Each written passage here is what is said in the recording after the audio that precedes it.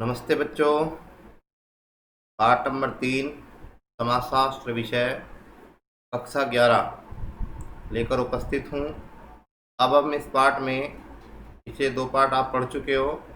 अब इस पाठ में हम सामाजिक संस्थाओं को समझना कहते हैं। समाज के अंदर कुछ ऐसी संस्थाएं होती हैं जिनको हमें समझना होता है, उनके बारे में हम पढ़ेंगे। सामाजिक संस्थाओं को समझना, क्योंकि जब हम समाज के अंदर रहते हैं बच्चों, तो ऐसी कुछ संस्थाएं होती हैं जिनके भीतर हमें रहना होता है।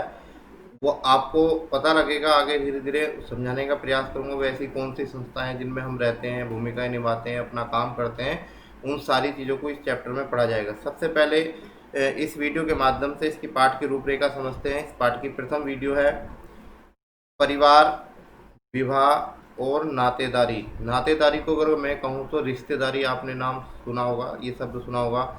आर्थिक संस्थाएं होती हैं, राजनीतिक संस्थाएं होती हैं, धर्म एवं सामाजिक संस्था के रूप में भी होता है। धर्म आपने सुना होगा, ठीक है। शिक्षा यानी एक संस्था है, एक पद्धति है, और सामाजिक संस्था के रूप में है। कहते हैं ये सारे टॉपिक हम इस वीडियो के माध्यम से हम पढ़ेंगे बच्चों, ठीक है। इस वीडियो में इसी टॉपिक को पढ़ने जा रहे हैं। परिचय देखते हैं इस पाठ का। प्रत्येक व्यक्ति का समाज में एक स्थान या स्थिति होती है। जो भी व्यक्ति है इस समाज के अंदर, उसका एक स्थान होता है या उसकी एक स्थिति होती है। कहते हैं सभी लोगों की एक परिस्थिति या भूमिका निर्धारित होती है। उसकी एक परिस्थिति होती है या उसकी एक भूमिका निर्धारित की होती है। जैसे मान लीजिए एक पिता है, उसकी स्थिति है, एक बेटा है, उसकी स्थिति है, एक पुत्र है, उसकी स्थिति है, अर्थात एक शिक्षक है, उसकी स्थिति है, एक कृषक है, उसकी स्थिति है।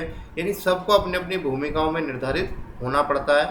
परिस्थिति तथा भूमिका का चयन हमारे बस में नहीं होता। देखिए बच्चों, ये जो परिस्थिति और जो भूमिका है, जो हमने पिछले टॉपिक में पढ़ी कि भाई ये हमारे बस में नहीं है इनका चयन। यह भूमिका चलचित्रों में अभिनेता द्वारा निभाई गई भूमिका के समान नहीं होती है। आपने देखा होगा, बहुत सारी पिक्चर देखी हैं आपने, बहुत सारी सिनेमाएं देखी हैं, उनमें आपने देखा होगा बहुत सारे अभिनेता होते हैं, हीरो होते हैं। उनकी क्या होती है, कभी कभी उनकी जो भूमिका होती है, कभी तो बेटे की भी हो सकती है, कभी उनकी पुत्र की भी हो सकती है, कभी दादा की भी हो सकती है। तो इस तरीके से उनकी भूमिकाएं अलग अलग होती हैं। फिर उसके आधार पर कहते हैं भूमिका के समान नहीं होती है। सामाजिक संस्थाएं भूमिकाओं के निर्धारण पर नियंत्रण रखती हैं। जो सामाजिक संस्थाएं होती हैं, जो भूमिका होती है, उस पर कंट्रोल रखती हैं। वह प्रतिबंध रखती हैं, दंड देती हैं तथा पुरस्कार भी देती हैं। देखिए मैं इनमें अगर अंडरलाइन करूं, क्या करती हैं, प्रतिबंध भी करती हैं, दंड भी देती हैं और पुरस्कार भी देती हैं। साथ में कहते हैं सामाजिक संस्थाएं राज्यों की तरह बृहत या परिवार की तरह लघु हो सकती हैं। राज्य क्या होता है, बहुत बड़ा होता है बच्चों, और परिवार क्या होता है, छोटा होता है। राज्य देखोगा आपने, अगर हम उत्तर प्रदेश की बात करें तो बहुत बड़ा राज्य है। अगर इसका क्षेत्रफल का आंकड़े की बात करें बहुत बड़ा है, पर परिवार को देखते हैं वो छोटा होता है, लघु होता है। इस अध्याय में और क्या पढ़ेंगे बच्चों हम? इस अध्याय में हम सामाजिक संस्थाओं से परिचित होंगे। यह बताया जाएगा कि समाजशास्त्र तथा सामाजिक मानव विज्ञान में इनका सामाजिक संस्थाओं का अध्ययन किस प्रकार किया जाता है। अध्याय में कुछ प्रमुख क्षेत्रों में जिसमें महत्वपूर्ण सामाजिक संस्थाएं हैं, अंडरलाइन करने जा रहा हूँ। वो सामाजिक जो संस्थाएं हैं मुख्य जो महत्वपूर्ण है, परिवार, विवाह, नातेदारी, राजनीति, अर्थव्यवस्था, धर्म, शिक्षा। इस तरीके का ये पूरा एक चित्रण दिया गया है, विवरण दिया गया है। ये संस्थाएं दी गई हैं जिन पे हमें बात करनी है, ठीक है। इसमें कहते हैं सब चीज़ में विवरण दिया गया। विस्तृत अर्थों में संस्था उसे कहा जाता है जो स्थापित या कम से कम कानून या प्रथा द्वारा स्वीकृत नियमों के अनुसार कार्य संपादित करती है। क्वेश्चन आ जाए, संस्था किसे कहते हैं? बच्चों क्वेश्चन अगर आपके सामने आ जाए, संस्था किसे कहते हैं, तो संस्था किसे कहते हैं? जो स्थापित या देखिए, जो स्थापित या कम से कम कानून या प्रथा द्वारा स्वीकृत नियमों के अनुसार कार्य संपादित करती है, उसे क्या कहते हैं? संस्था कहते हैं, ठीक है बच्चों। अब आगे क्या कहते हैं? संस्था द्वारा सदस्यों पर प्रतिबंध लगाया जा सकता है अथवा उसे श्रेष्ठ अवसर भी प्रदान किए जा सकते हैं। संस्थाओं को स्वयं में लक्ष्य के रूप में देखने की प्रवृत्ति रही है, जो परिवार, धर्म, राज्य अथवा शिक्षा के रूप में हमारे सामने हैं। परिवार और धर्म अनौपचारिक और सामाजिक संस्था है, जबकि कानून, शिक्षा इत्यादि औपचारिक सामाजिक संस्थाओं के उदाहरण हैं। कहते हैं परिवार और धर्म जो है अनौपचारिक सामाजिक संस्था है, जबकि कानून क्या है, कानून और शिक्षा क्या है, औपचारिक सामाजिक संस्था का उदाहरण है। इस अध्याय में हम यह भी देखेंगे कि सामाजिक संस्थाएं किस प्रकार व्यक्तियों के नियंत्रण करती हैं तथा उसे अवसर प्रदान करती हैं। हम अध्ययन करेंगे कि संस्थाएं व्यक्तियों को किस प्रकार प्रभावित करती हैं। बच्चों, इसमें भी बात आई औपचारिक और अनौपचारिक, दो प्रकार की संस्थाएं होती हैं। अगर बात करूं अनौपचारिक में परिवार और धर्म आ सकता है, और औपचारिक में कानून और शिक्षा आ सकती है। सबसे पहला टॉपिक शुरू हो रहा है बच्चों, इसमें क्या है, परिवार। क्या है, परिवार। कहते हैं परिवार के बारे में पढ़ते हैं, ठीक है। परिवार एक महत्वपूर्ण नैसर्गिक सामाजिक संस्था है। नैसर्गिक को अगर लाजमी कह सकते हैं सर, लाजमी, ठीक है। इस प्रकार कोई अन्य संस्थाएं अस्तित्व में नहीं हैं। जैसे परिवार है अस्तित्व में, इसका वर्चस्व है, इस प्रकार कोई भी संस्था नहीं है आज तक। कहते हैं हम ये मानकर चलते हैं कि सभी परिवार एक जैसे होते हैं। मान लेते हैं, क्वेश्चन आता है कि हम मान लेते हैं कि सभी परिवार एक जैसे होते हैं। जैसे परिवार में हम रहते हैं वैसे ही परिवार का अस्तित्व होता है, परिवार का वर्चस्व होता है या अस्तित्व होता है। कोई और सामाजिक संस्था इतनी व्यापक और अपरिवर्तन नहीं दिखाई देती। कहते हैं जो सामाजिक संस्थाओं की बात करें, अगर राज्य की बात करें, कानून की बात करें, धर्म की बात करें, ये सारी संस्थाएं इतनी व्यापक नहीं हो सकती, इतनी बड़ी नहीं हो सकती, इतनी अच्छी नहीं हो सकती, और कहते हैं इनमें परिवर्तन भी नहीं दिखाई दे सकता। पर परिवार के अंदर ये परिवर्तन भी दिखाई अपरिवर्तन होता है, मतलब इसमें परिवर्तन कम दिखाई देता है। अगले पेज पर चलते हैं बच्चों। कहते हैं बच्चों इसमें कि समाजशास्त्र और सामाजिक मनोविज्ञान के विषय जो लंबे समय तक विभिन्न संस्कृतियों में क्षेत्रों में स्तर पर अनुसंधान कर यह दर्शाने का प्रयास किया कि विभिन्न समाजों में उसके आचरण और व्यवहार की भिन्नताओं के बावजूद परिवार, विवाह और नातेदारी जैसी संस्थाएं अस्तित्व में हैं। और सभी समाज में महत्वपूर्ण भी है कि अनुसंधान में यह भी दर्शाया गया है कि किसी भी प्रकार परिवार, निजी क्षेत्र, आर्थिक, राजनीतिक, सांस्कृतिक तथा शैक्षणिक सार्वजनिक क्षेत्र, ये क्या क्या होते हैं, आर्थिक, राजनीतिक, सांस्कृतिक और शैक्षणिक क्षेत्र कैसे हैं, सार्वजनिक क्षेत्र है, और परिवार क्या है, निजी क्षेत्र है। कहते हैं इसके बाद ये संबंध है।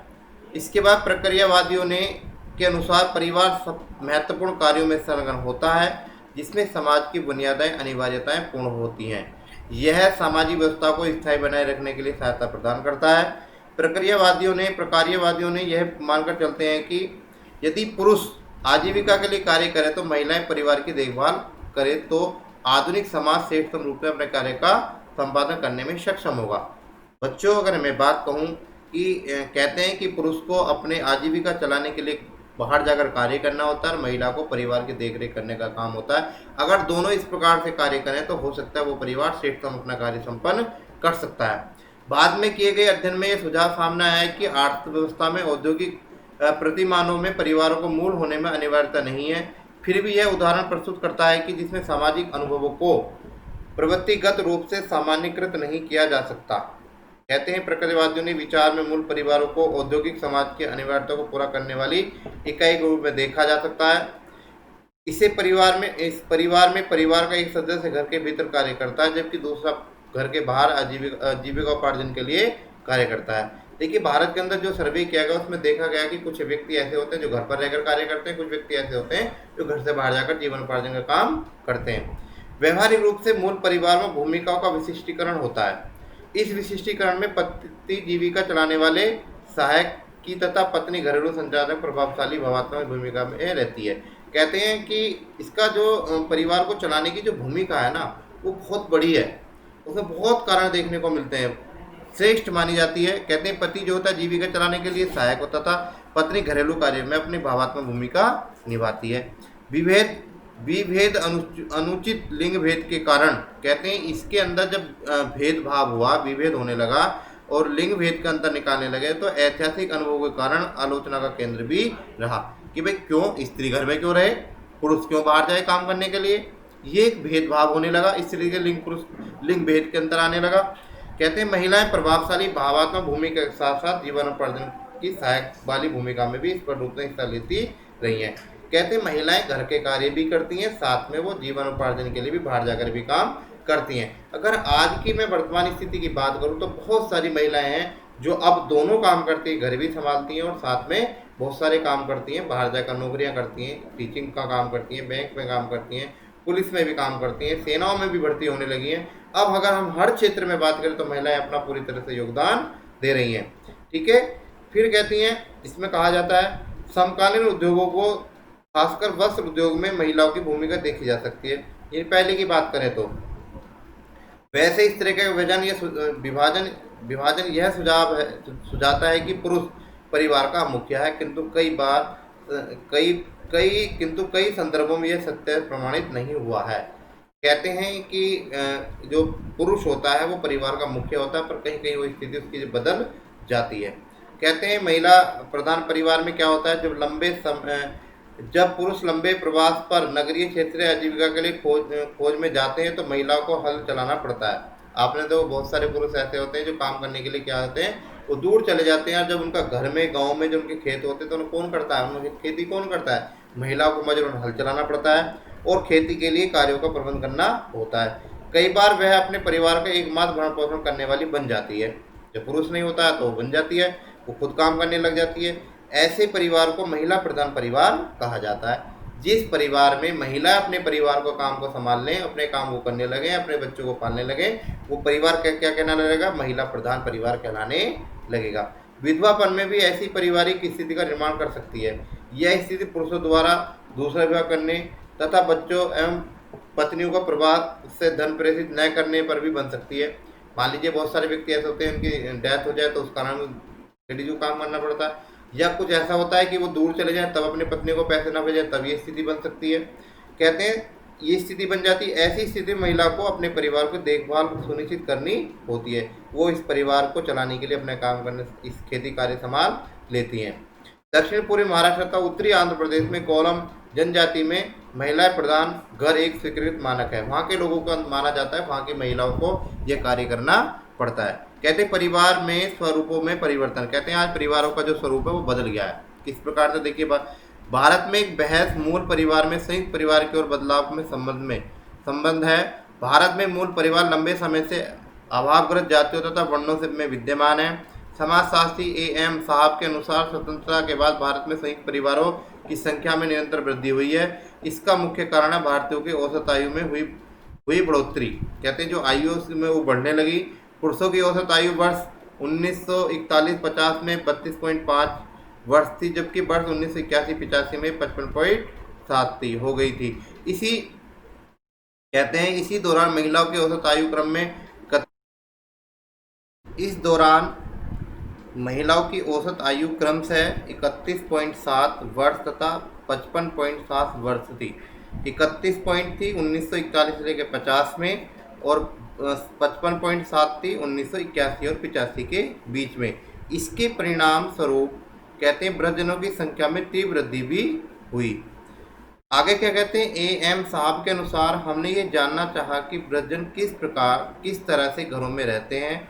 मेरा मानना है कि इसमें से अधिकांश संयुक्त परिवार में रहते हैं। बच्चों, दो प्रकार के परिवार होते हैं, एक संयुक्त परिवार और एक एकांकी परिवार, जिसे हम एकल परिवार भी कह सकते हैं। इन्हें समझने का प्रयास करेंगे। संयुक्त परिवार में अगर मैं बात करूं तो जिसमें दादा दादी दादा दादी चाचा चाची भाई बहन सब एक परिवार में रहते हैं, एक ही रसोई में खाते हैं, एक ही छत के नीचे निवास करते हैं। ये सब क्या होता है, संयुक्त परिवार का रूप होता है। अगर मैं एकल परिवार की बात करूं तो वो एक व्यक्ति है, जहाँ पर दो से अधिक 2 या 3 व्यक्ति जिस परिवार में रहते हो तो वो एकल परिवार का संयुक्त माना जाएगा या एकांकी परिवार कहा जाएगा। 21वीं शताब्दी में व्यापक सामान्यीकरण का दौरान है। कहते हैं सामान्यीकरण का दौर है। समाजशास्त्री दृष्टिकोण से हमें इस विश्वास के प्रति सावधान करता है कि संयुक्त परिवार में तेजी से कम हो रहे हैं। यह तुलनात्मक और अनुभवजन्य अध्ययनों से आवश्यकताओं के प्रति भी सतर्क करता है। अनुभव के माध्यम से, अनुभव के आधार पे उसका अध्ययन करने पर यह पता चलता है, उसे हमें सतर्क भी करता है कि जो संयुक्त परिवार में उनकी क्या होती जा रही है, कमी होती जा रही है। अध्ययनों से ये पता चलता है कि किस प्रकार विभिन्न समाजों में परिवार के विविध रूप विद्यमान हैं। आवास नियम के अनुसार कुछ समाज विवाह तथा पारिवारिक प्रथाओं के अनुरूप मात्र स्थानिक होते हैं, जो माता के माना जाता है, जिसका माता उसकी मुखिया होती है, उसके आधार पर होते हैं। तो कुछ परिवार ऐसे होते हैं जो पितृस्थानिक होते हैं, जो पिता, जिस परिवार में पिता मुखिया होता है। मातृस्थानिक परिवार में नवदंपति पत्नी के अभिभावक के साथ रहते हैं। कहते हैं जो नव दंपति है वो कहाँ रहते हैं, अपने माता के साथ रहते हैं। जबकि दूसरी स्थिति में क्या है, नवविवाहित जोड़ा कहाँ रहता है, वो अपने पिता के साथ रहता है, अभिभावक के साथ रहता है, इसलिए वो पितृस्थानिक कहलाता है। आगे चलते हैं। पितृतंत्रात्मक परिवार की संरचना में पुरुषों के पास अधिक अधिकार तथा प्रभाव होता है। मातृसत्तात्मक परिवारों के निर्णयों में महिलाओं की भूमिका अधिक प्रबल होती है। मैंने कहा पितृसत्तात्मक जो परिवार होता है, परिवार में पिता की मुख्य भूमिका ज़्यादा होती है। जो मातृसत्तात्मक परिवार होता है उसमें महिला की भूमिका ज़्यादा होती है। कहते हैं मातृवंशीय समाज मौजूद है, किंतु मातृतंत्रीय समाजों में कई बार यह दावा नहीं किया जा सकता, क्योंकि कहते हैं समाज तो है पर उसको देखा नहीं जाता, कमी देखने को मिलता है। फिर क्या कहते हैं, परिवार का अन्य सामाजिक क्षेत्रों में तथा पारिवारिक परिवर्तनों में संबंध। कहते हैं परिवार को आर्थिक या राजनीतिक क्षेत्र में भिन्न देखा जाता है। परिवार घर, उसकी संरचना और उसके मानक समाज में से गहरे जुड़े होते हैं। उदाहरण के तौर पर वर्ष 1990 में जर्मनी का एकीकरण हुआ। आप सभी को पता है, आप 10वीं क्लास में आपने पढ़ा है। ठीक है, ठीक है बच्चों। कहते हैं कब 1990 में जर्मनी का एकीकरण हुआ। जर्मनी के एकीकरण से पहले परिवार को प्राप्त संरक्षण और कल्याण की सभी योजनाएं समाप्त कर दी गई थी। आर्थिक असुरक्षा की बढ़ती भावना के कारण लोग विवाह में से इनकार करने लगे। जब भाई पैसे की स्थिति नहीं हुई तो लोगों ने शादी करने को मना कर दिया। इस पारिवारिक परिवर्तन की दिशा तय की। आर्थिक प्रक्रिया की परिघटना ने परिवार और नातेदारी की व्यवस्था को रूपांतरित कर दिया। परिवर्तन सभी देशों को क्षेत्रों में एकमात्र नहीं होते हैं। परिवर्तन का यह अर्थ नहीं होता कि विगत मानक और संरचनात्मक पूरी तरह नष्ट हो गया हो। परिवर्तन और निरंतरता बहुत सहवर्ती तथा सहगामी होते हैं। कहते हैं परिवर्तन को ये नहीं मानना चाहिए कि पूरी तरह समाप्त हो गया हो, परंतु उसे क्या कहते हैं, ये एक नया बदलाव लाने का काम करता है। आपने देखा होगा इस चित्र में परिवार और आवासों के अंतर देखिए कितना स्थिति बदलाव है, गरीबों की स्थिति क्या है, इस तरीके के चित्र में दिखाया गया। अब चलते हैं परिवारों में एक बहुत बड़ा जो टॉपिक, जो बड़ी बात निकल के आती है, जो समस्या निकल के आती है, वो क्या है, लैंगिक असमानता। लैंगिक का मतलब क्या होता है, स्त्री और पुरुष में भेदभाव, लड़की और लड़के में भेदभाव।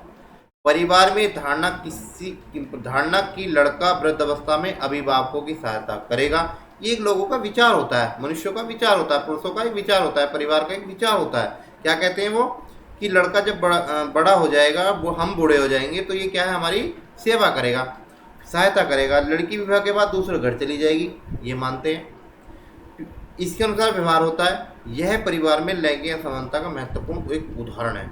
अभी बच्चों मैंने कहा लड़के और लड़की में भेदभाव आज की समस्या में सबसे बड़े एक उदाहरण है लैंगिक असमानता का। इसी धारणा के कारण लड़कों में पर अधिक धन खर्च किया जाता है। इसी कारण लड़कों पे अधिक धन खर्च किया जाता है, लड़कों को पढ़ाया जाता है, उसे बहुत ज़्यादा ध्यान दिया जाता है, उसकी देखभाल ज़्यादा की जाती है। इसलिए क्यों, क्योंकि उन्हें पता है लड़का बड़ा हो जाएगा, कल को हमारी सहायता करेगा, लड़की दूसरे घर चली जाएगी। पर क्या कहते हैं, जीव विज्ञान में मौजूद इस तथ्य के बावजूद कि लड़कियों की जीवित रहने के अवसर लड़कों से अधिक हैं, भारत में अल्प आयु में लड़कियों की मृत्यु लड़कों की अपेक्षा अधिक दर्ज की गई है।